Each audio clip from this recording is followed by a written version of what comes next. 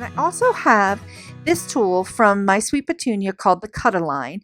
And folks, I am an old school graphic designer. So these tools mean a lot to me because I became a graphic designer before there were computers, and I did everything by hand. So this tool is really, really cool for me because I do love to hand cut my own sentiments, and I'm going to show you how.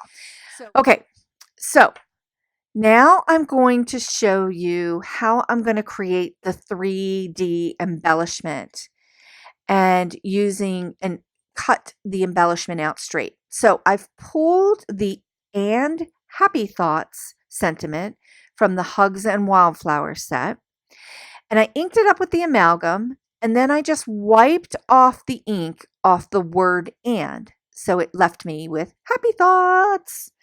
And then I grabbed the "Sending You" sentiment from the set, and I'm going to stamp that right on top of the "Happy Thoughts."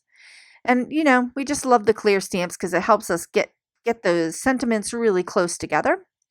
Now, I have been super challenged in the past with cutting out these sentiments on a paper trimmer. I always wonk it up. This tool from My Sweet Petunia called the Cut Line. There's two tools in the box. There's one for a 12 by 12 sheet, and there's a smaller one that's for card making, and I'm just loving it. So it's got all of these lines on it that are perfect for lining things up, and I'm going to show you how I'm going to line this up. And I've taped down my sentiment because I didn't want it to shift, because I've been using an X-Acto for many, many years, almost a really long time. And I just didn't want my paper to shift. So I'm lining up the bottom "Happy Thoughts" with the lines that are on the Cut Line. And then it's got this channel in the middle of the ruler where you can cut the straight line. So even if you've stamped your sentiment wonky, right? Wonky, like super wonky on your paper, you can realign things with these lines. So again, I'm taking the lines here from the Cut Line and I'm lining them up at the top of the sentiment. And then I'm going to go ahead into the channel and cut again. And I've got this little glass mat here that's kind of just helping that X-Acto knife glide across. And I've got this perfect sentiment cut super straight. And I'm very comfortable with an X-Acto knife or any kind of knife. You can use any kind of X-Acto or craft knife to run it through this line. And the other thing about the Cut Line I want to mention is that the X-Acto knife stays in the channel, so it doesn't jump and you have no risk of cutting yourself. It stays in the channel and it really helps you guide the blade for a straight cut. Love.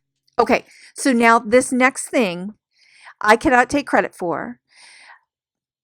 I saw Karen Hightower share this in a video, and I'll link that up for you to see, but she uses this tool to create a banner for your sentiment.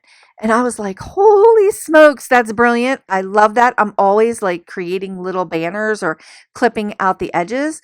But this, by putting your paper in the channel and just bending the paper to the left and then to the right, you're able to create a little bit of extra dimension and a 3D sentiment embellishment. And I was like, this is just so brilliant and smart and fun and easy to do. You're already cutting your sentiment, so you can just trim off these edges and then just cut in a little tiny flag to the edges. And then you've got this really super fun 3D embellishment.